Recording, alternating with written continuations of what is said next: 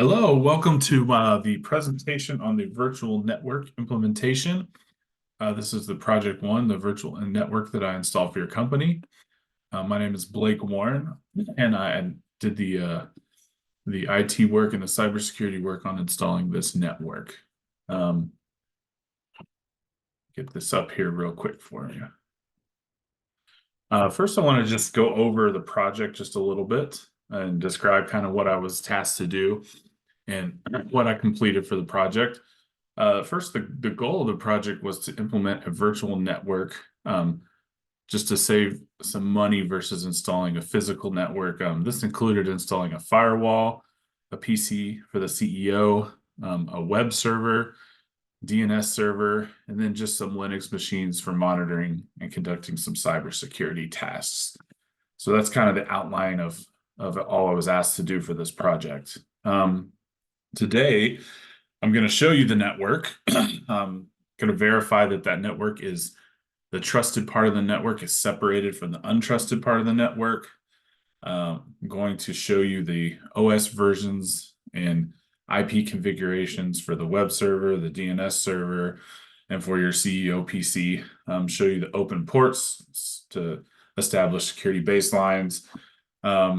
Demonstrate an FTP transfer, the file transfer protocol, from your web server to the CEO PC. So you can see what that looks like, and it's working correctly. I'm going to go over a few little troubleshooting issues that they had, and some fixes for that. And then, but first, let's actually just talk about the design, the architecture of the network that you have here. So you can see on this picture right here, this diagram, this is the architecture of the entire network.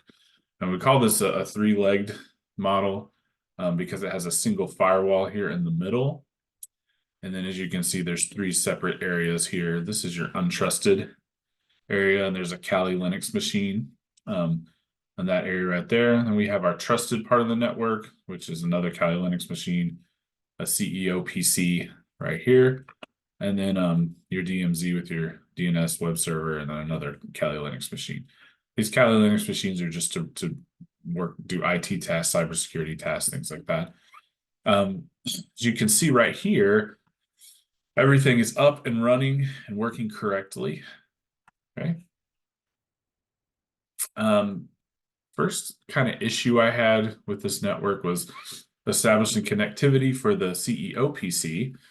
This was actually a pretty easy fix to this problem. So when I tried to connect to the internet on the CEO PC, it was not working. So we went to our IPv4 settings, and as you can see, it was set to manual here for the addressing.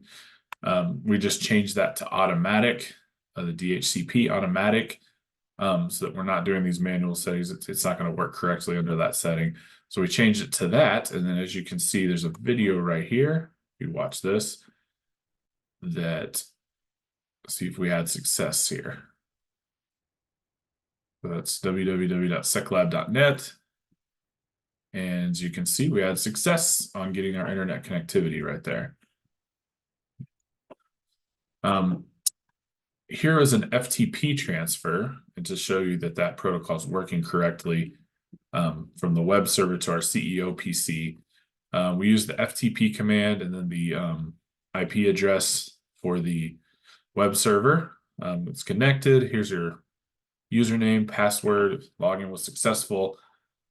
Transfer files, and we did a directory listing. So here are the two things that were in the directory here for that web server: candidate list and social media security. Then we did the git command, social media security policy. See the transfer happened here, transfer complete. And then on this page right here, this is the CEO PC in the root home folder. You can see we're successful. We have our social media security policy right there. Here's what that transfer actually looked like. This is a program called Wireshark that is on your system. Your IT and cybersecurity folks can use this. This is a captures packets that are being transferred over your network. This is we searched by protocols here, so we could see all the FTP transfers. And this is actually a different FTP transfer than the one earlier, but the same general process here. username, password. You can see all this. Directory, then transfer happens. And you can see right here, retrieved candidate list. So this actually was retrieving the candidate list instead of the Social Security policy, right? That's an FTP transfer on Wireshark, via our Wireshark there. And again, we have this service on your Kali Linux computers to use for your network as well. I was also tasked with giving you guys our IP addresses and your OS versions. So right here, this is the CEO PC.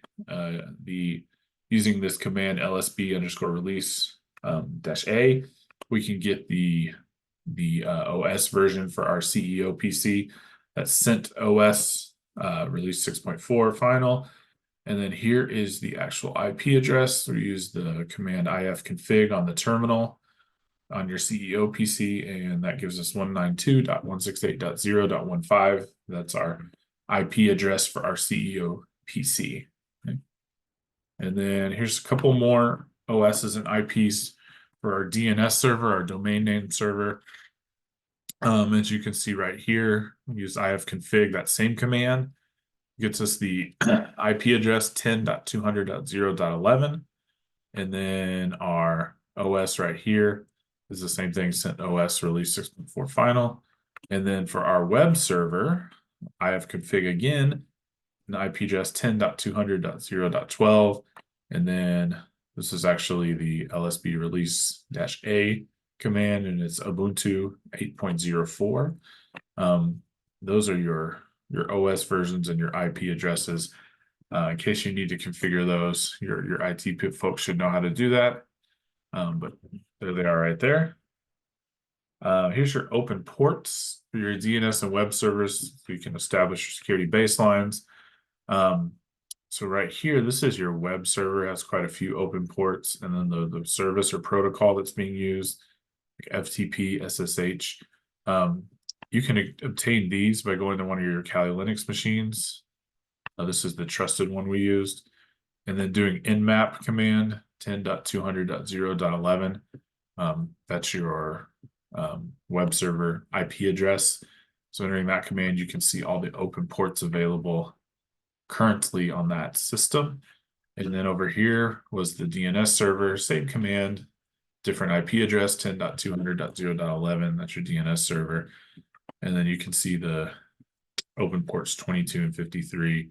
And those are SSH and domain services protocols right there that those ports could be used for. Okay. I was also asked to set up a new username and password for your IT folks for the web server.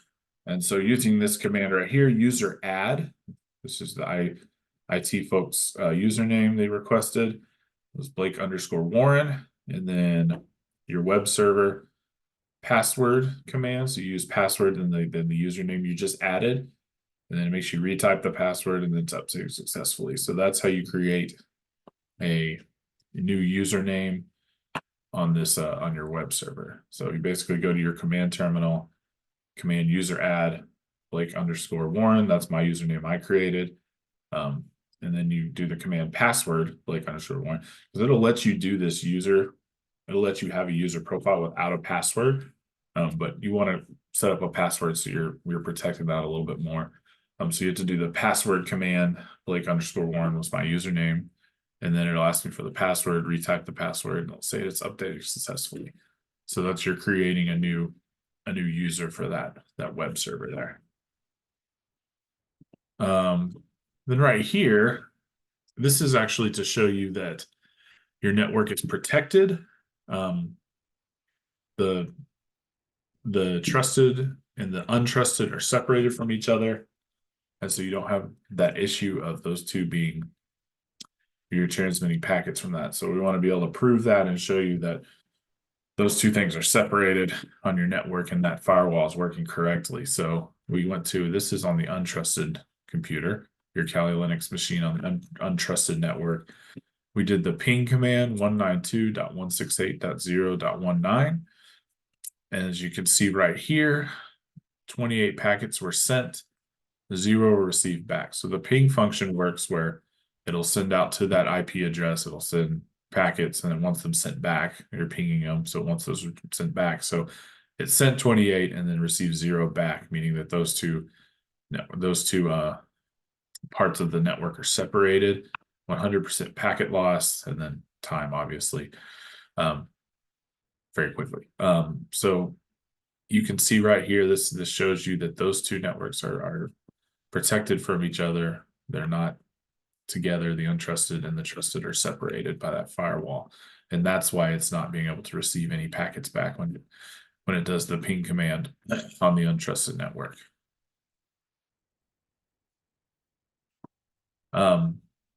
So on the presentation, I showed you the OVS versions, the IP addresses for your CEO PC, your DNS server, your web server. We talked about the open ports that are available and how you can document that for your security baselines and different things. Showed you an FTP transfer and what that looks like on Wireshark, and also what that looks like just coming from the CEO PC terminal. Corrected a few little problems with the network, showed you that the internet connectivity issue that was addressed and fixed, verified that network is separated, the trusted separated from your untrusted right there. And then it just showed you overall that the network it's working, it's established, it's in working order. We're not having any issues with that. So you should be good to go with that, with your network now. A couple of recommendations going forward is probably the number one thing you need to do is keep your software and your hardware, for that matter, up to date. So if I had to pick one thing that's going to help you cybersecurity wise, it's just keep doing the updates. Okay. So that needs to be either automated, where we're scheduling that, or someone's in charge of that. So updates need to definitely happen. That's going to be a huge thing to protect from outside threats, cybersecurity wise. Consider using a VPN to privatize your connections, a virtual private network. So if you have more questions about VPNs, I can definitely help you with that. But something to consider is to having that connection being privatized. That gives you more security for your network.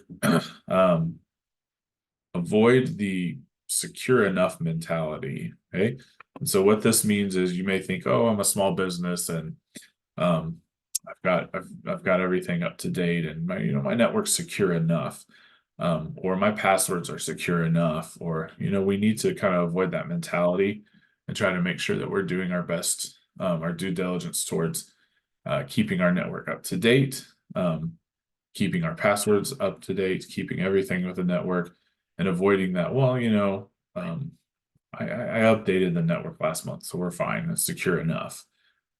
This can get you in a lot of trouble, especially avoiding cybersecurity threats. If the updating thing is not the most important suggestion I have, then training your employees is probably that. So this would be my second most important. Really, these are 1A and 1B. So keeping your employees trained on how to have correct passwords, if they're in charge of updating some things, making sure they know how to do that, making sure they know general basic threats and what to look for in emails or in USB storage devices. Just make sure that your employees are trained, that you're scheduling that time for them, and that's going to keep your network very safe. If your employees, there's way more of them than there are cybersecurity professionals, and they definitely are the ones that are going to be the front lines of using your network. So they need to make sure that they're trained and they know what to avoid, what to look for, and keeping that network safe. Okay, the last one is maybe a down the road thing. If your network gets a little bigger, and you might need this, employ a white hat hacker. So what a white hat hacker is someone that is a good hacker, basically a good guy hacker. So we have black hat hackers and white hat. The white hats you'll pay them money and they'll go and try to breach your network, try to see where you're lacking in security, and then report that back to you. So it's a good service to have to kind of see where you may be vulnerable, see what issues you might have with your network, And that might be something that's down the road, these two right here, the VPN and the white hat. But I would just say these three, make sure that we're really focusing on those things, training our employees, keeping everything up to date, and avoiding that mentality that everything's secure enough. We need to always be just a little bit skeptical. Maybe that's not the right word, but just a little bit